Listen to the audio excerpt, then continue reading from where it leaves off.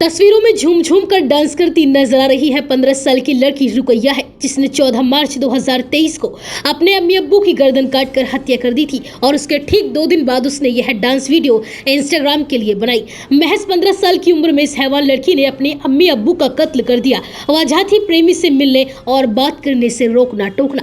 बताया जा रहा है कि घर में ले आए प्रेमी की परिवार वालों ने पकड़कर पिटाई कर दी थी और रुकैया इस बात से इतनी नाराज हो गई कि उसने अपने अम्मी अब्बू की कुल्हाड़ी से गर्दन काटकर बेरहमी से हत्या कर दी और फिर उनके शव के साथ एक रात बिताई। इस बीच वो थोड़ी देर सोई भी। भूख लगने पर उसने चिकन भी बनाकर खाया, लेकिन एक बार भी अम्मी अब्बू की हत्या करने का उसे अफसोस नहीं हुआ। दरअसल मामला उत्तर प्रदेश के बुलंदशहर जिले के कस्बा शिकारपुर के मोहल्ला लाल दरवाजा का है। यहाँ एक घर के अंदर पति पत्नी की हत्या कर दी गई थी और पुलिस ने 28 मार्च को इस केस का खुलासा करते हुए आरोपी बेटी और उसके प्रेमी को हिरासत में लिया है। 15 साल की नाबालिग बेटी का गाँव के ही एक नाबालिग लड़के से 1 साल से अफेयर चल रहा था। परिवार के लोगों को नाबालिग बेटी का प्रेमी से मिलना पसंद नहीं था और इस बात को लेकर घर पर अक्सर विवाद हुआ करता था। अम्मी अब्बू का रोकना टोकना बेटी को पसंद नहीं आ रहा था और वो अंदर ही अंदर इस बात से परेशान रहती थी। इन सब के बीच प्रेमी की पिटाई ने बेटी के गुस्से को 7वें आसमान पर पहुंचा दिया। उसने इस पूरी वारदात को पूरे प्लान के साथ अंजाम दिया, लेकिन पुलिस की जांच में उसका सच सामने आ गया। पुलिस पूछताछ में आरोपी बेटी ने अपना पूरा गुनाह कबूल कर लिया है। इस मामले में पुलिस का कहना है कि जब हम लोग लड़की से पूछताछ कर रहे थे तब हमें लग रहा था कि वो डर जाएगी, लेकिन ऐसा नहीं हुआ। उसने बिना रुके हर बात का जवाब दिया। उसको अपने अम्मी अब्बू की हत्या करने का कोई भी अफसोस नहीं था। हम लोग भी हैरान थे कि इतनी छोटी बच्ची में इतना साहस कैसे आ गया। बताया जा रहा है कि रुकैया अभी 7वीं क्लास में ही पढ़ रही थी। घर में वो अम्मी अब्बू के साथ रहती थी। अब्बू किसानी करते थे, अम्मी घर का काम करती थी। घर में एक ऐसी ये बेटी थी जिसको अम्मी अब्बू खूब पढ़ाना चाहते थे और चाहते थे कि उनकी बेटी पढ़ाई करके एक अच्छी नौकरी करे। और यही वजह है कि जब उनको रुकैया के अफेयर के बारे में पता चला तो उन लोगों ने उसे रोकने की कोशिश की, लेकिन इसका खामियाजा उनको अपनी जान गंवा कर चुकाना पड़ा। पूछताछ में जो कुछ पुलिस को रुकैया ने बताया वो काफी चौंकाने वाला था। पुलिस इस बात से हैरान थी कि इतनी छोटी बच्ची इतनी खौफनाक साजिश कैसे रख सकती है।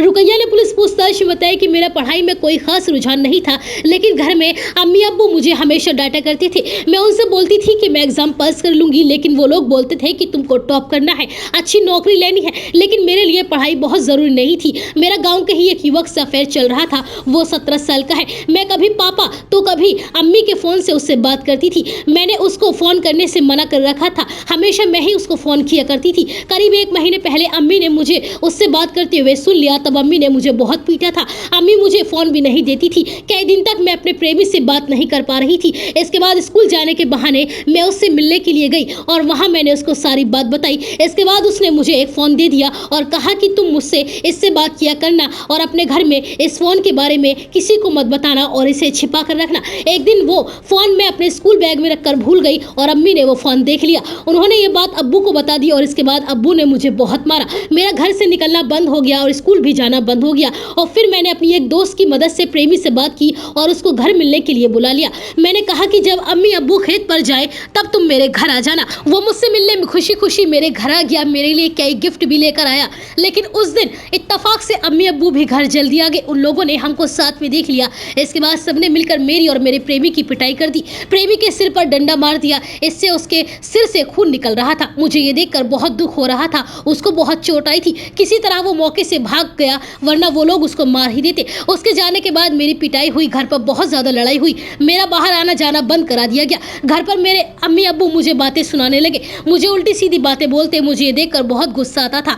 एक दिन मैं मौका देकर अपने प्रेमी से मिलने के लिए घर से निकल गई और फिर उसी दिन हम दोनों ने अम्मी अब्बू को रास्ते से हटाने का प्लान बना लिया और फिर मैं बस मौके का और मामला थोड़ा शांत होने का इंतजार करने लगी और फिर प्लान के मुताबिक मेरे प्रेमी ने मुझे कुल्हाड़ी और नींद की गोलियां लाकर दे दी। मैंने रात के खाने में चिकन बनाया, अब्बू के दूध और अम्मी की चाय में नींद की 10 गोलियां मिला दी। इसके बाद मैं खाना लेकर कमरे में चली गई। सब लोगों ने बातें करते करते खाना खाया और चाय पी और फिर अम्मी अब्बू चाय और दूध पीते पीते वहीं गिर गए। उन लोगों के गिरते ही पहले तो मैंने सारे बर्तन और खाना वहां से हटाया और उसके बाद कमरे को साफ कर दिया और फिर अम्मी अब्बू को खींचकर उनके बिस्तर के पास ले गई। अलमारी से कुल्हाड़ी निकाल कर लेकर आई और उसके बाद मैंने दोनों के सिर पर कुल्हाड़ी से हमला कर दिया। करीब 10 बार मैंने दोनों के सिर पर वार किया। चोट लगने से उनका खून बह रहा था। कुछ खून के छींटे मेरे ऊपर भी पड़ गए थे। इसके बाद मैंने पहले तो कुल्हाड़ी को छुपाया और फिर अपने कपड़े भी बदल कर धो दिए।